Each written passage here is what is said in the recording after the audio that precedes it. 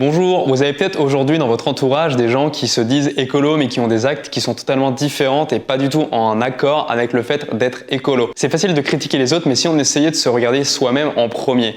Alors il y a plein de choses pour lesquelles moi je suis pas écolo et je vais essayer de vous dire aujourd'hui les choses qui pour moi font que vous n'êtes pas écolo si vous les faites. Alors ça remet pas en question votre engagement envers l'écologie mais ça veut juste dire qu'il faut que vous vous remettiez en question vis-à-vis de ces choses-là si à l'heure actuelle vous les faites, que vous essayez de comprendre pourquoi vous les faites, que vous essayez de comprendre est-ce que vous pourriez changer ces choses-là, est-ce que vous pourriez arrêter de les faire et comment vous allez pouvoir réduire votre impact sur l'environnement. Tout d'abord, vous n'êtes pas écolo si vous mangez des choses qui sont préparées et qui sont contenues dans du plastique, si vous achetez des choses qui contiennent énormément de plastique. Pourquoi ? On sait qu'aujourd'hui, les mers sont polluées de plastique, il y a du plastique partout, il y a des tortues, il y a des poissons et nous-mêmes, derrière, on va ingérer ces plastiques-là. Comment est-ce qu'on va ingérer ces plastiques-là ? Tout simplement parce que le plastique va se désagréger en nanoparticules de plastique, que les poissons, les amphibiens, les animaux marins vont ingérer ces molécules de plastique. Si vous mangez du poisson, vous allez vous-même manger du plastique via ces poissons. Mais tout simplement, l'eau qui est dans la mer derrière, elle est évaporée, elle va dans les nuages. Ces nuages-là viennent au-dessus des terres, pleuvent et du coup, l'eau qui arrive dans nos cultures contiennent peut-être des nanoparticules de plastique. Donc le plastique, en fait, on l'a partout. On sait que c'est super dangereux pour la santé et le pire du pire, c'est si vous consommez des produits qui sont dans du plastique. Alors si vous achetez des produits tout faits, par exemple du houmous, du guacamole ou tout simplement des plats préparés, des plats cuisinés, ça peut être de la viande ou pas, vous allez consommer dans le plastique, vous allez manger du plastique en fait parce que tous ces aliments qui sont contenus dans du plastique contiennent également eux-mêmes du plastique parce que le plastique et en tout cas les composés qui sont dans le plastique sont solubles à température ambiante. Soluble, ça veut dire que ça peut se solubiliser dans l'eau, les aliments sont composés d'eau, donc les particules de plastique peuvent passer dans les aliments que nous derrière on va manger à température ambiante, donc ça veut dire autour de 20-25 degrés, ce qui est à peu près la température dans une pièce, dans une maison. En été, ça monte au-dessus et en hiver, on chauffe nos maisons avec du chauffage, donc on atteint rapidement cette température. Alors comment faire pour réduire le plastique ? Tout simplement en essayant de consommer moins de plastique, tout simplement. Si vous voyez un produit qui contient du plastique, tournez-vous vers un produit qui n'en contient pas. Achetez des produits bruts, par exemple, au lieu d'acheter du houmous tout fait, achetez des pois chiches, achetez du tahini, achetez du jus de citron et de l'huile d'olive et vous faites vous-même votre propre houmous. Ça vous coûtera beaucoup moins cher. Ensuite, vous n'êtes pas écolo si vous utilisez la voiture tous les jours, ce qui est mon cas pour aller au travail. J'utilise la voiture tous les jours et je fais pas mal de kilomètres. Donc sur ce point-là, moi j'ai un zéro pointé, j'utilise beaucoup la voiture. C'est utile, c'est-à-dire que j'ai l'obligation de m'en servir pour aller à mon travail. Je peux pas faire de télétravail, mais si j'ai le choix de pas prendre la voiture, par exemple pour aller à ma méditation de groupe ou tout simplement pour aller à la bibliothèque, je vais essayer d'emprunter au maximum le vélo. Alors bien sûr, parfois, je vais pas pouvoir, mais du coup, je vais rentabiliser mes trajets, c'est-à-dire que je vais quitter du travail et prendre la voiture directement pour aller faire les courses ou directement pour aller à la bibliothèque. À ce moment-là, je repasse pas par chez moi. Alors comment est-ce que tu peux faire à l'heure actuelle pour réduire ta consommation d'essence et pour réduire ton impact écologique si tu utilises ta voiture ? Tout simplement, c'est de se mettre à utiliser le vélo. Si tu as les moyens, tu peux acheter un vélo électrique entre 400 et 1000 euros. Je sais que c'est un coût, mais dis-toi que sur 1 an ou 2 ans, tu peux économiser cet argent-là en essence. C'est tout simplement de l'argent que tu vas pas dépenser dans l'essence. Donc on reparlera plus tard d'économie d'argent, on reparlera plus tard de gestion financière, de gestion d'argent. Vous m'avez dit que ça vous intéressait, dites-moi toujours dans les commentaires si ça vous intéresse. Moi je suis toujours preneur de ce genre de conseils, de ce genre d'avis pour des vidéos futures. Tout simplement, voilà, si vous économisez de l'argent sur un point A qui est ne pas consommer d'essence, ne pas acheter d'essence, vous pouvez réinvestir cet argent-là dans le fait d'utiliser un vélo, acheter un bon vélo. Acheter un vélo électrique, il y en a pour 400 à 1000 euros, ça dépend du vélo. Vous pouvez même l'acheter en seconde main ou chez Decathlon, je sais que maintenant ils font des très bons vélos électriques. Vous pouvez même également, dans certains pays, je suis pas extrêmement doué pour tout ce qui est fiscalité à l'heure actuelle, mais je sais que certains pays permettent de défiscaliser l'achat d'un vélo électrique. Je sais plus si c'est encore le cas en France. Il me semble que c'est encore le cas en Belgique et dans d'autres pays de l'Union européenne, donc je vous laisse vous renseigner sur internet à ce niveau-là. Aujourd'hui, tu n'es pas écolo si tu utilises Blablacar. Je sais que ça va en choquer certains que je dise ça, mais pourquoi est-ce que je dis ça ? En fait, Blablacar, c'est très bien dans un sens où ça permet aux gens qui n'avaient pas de voiture de voyager, ça permet aux gens qui avaient une voiture d'utiliser l'espace qu'ils avaient à disposition dans leur voiture pour faire transporter plus de personnes. Mais il y a un effet pernicieux avec Blablacar, il y a un effet négatif, c'est que les gens qui avant n'auraient pas pris la voiture pour faire un trajet A à B, maintenant le prennent parce qu'ils savent qu'ils vont pouvoir remplir leur voiture avec des covoitureurs. Finalement, il y a plus de voitures sur les routes, il y a plus de personnes qui prennent leur voiture à cause de ça, donc Blablacar encourage les gens à utiliser leur voiture.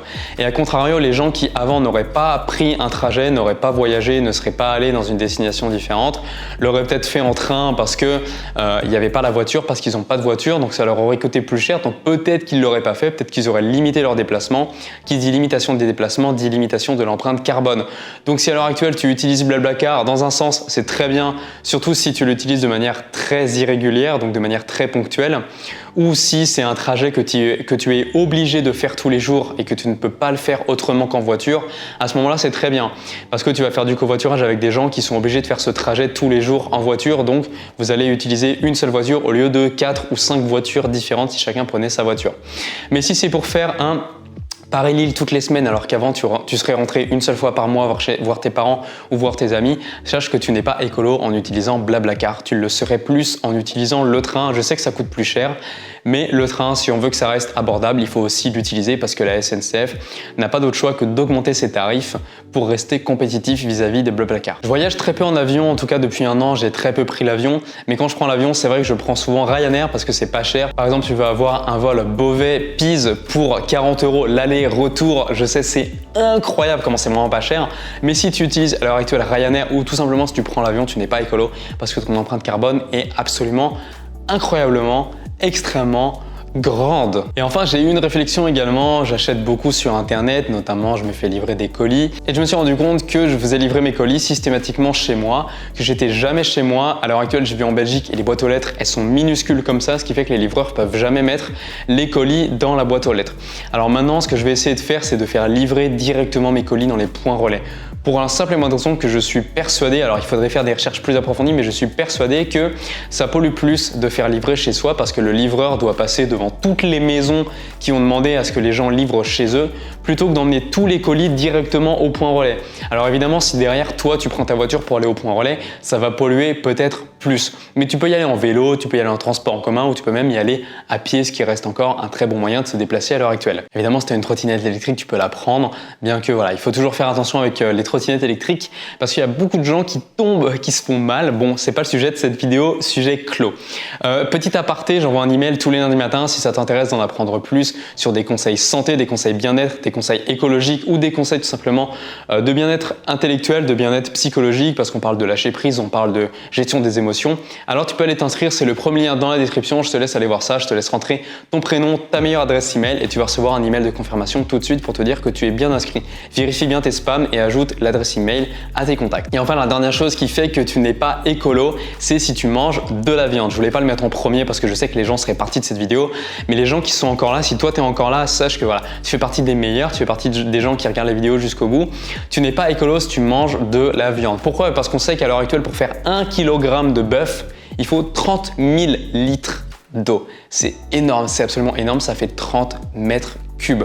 Alors que pour faire 1 kg de céréales, donc de blé par exemple, il faut entre 800 et 1500 litres. Sachant que, en plus de tout ça, on a tout ce qui est rejet de gaz à effet de serre, pollution des sols, pollution des nappes phréatiques à cause des rejets des bovins, des porcs, des poulets, de la viande en général, donc tout ce qui est élevage intensif ou non. Ça produit énormément de méthane, ça produit énormément de déchets, énormément de caca tout simplement.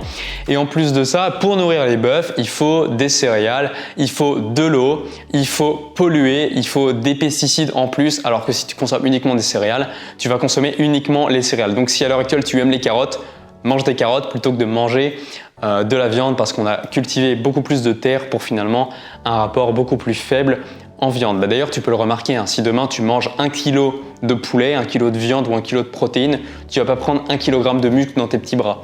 Tu vas prendre peut-être 100 grammes. Ben, c'est pareil avec les animaux. Pour 1 kg qu'ils mangent, ils vont pas prendre 1 kg.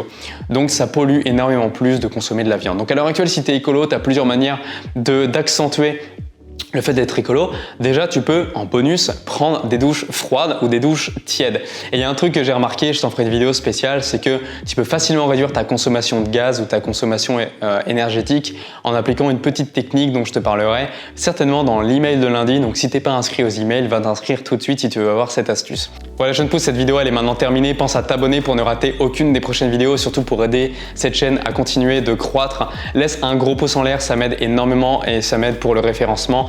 Partage cette vidéo dans ton fil d'actualité Facebook, sur Twitter, sur Instagram, peu importe, avec tes amis ou même par mail. Évidemment, si tu es inscrit aux emails privés, partage les emails privés avec ton entourage. Ça me permet de me faire connaître et ça permet aux gens de s'inscrire à cette liste email pour recevoir de plus en plus de conseils bien-être directement dans leur boîte mail.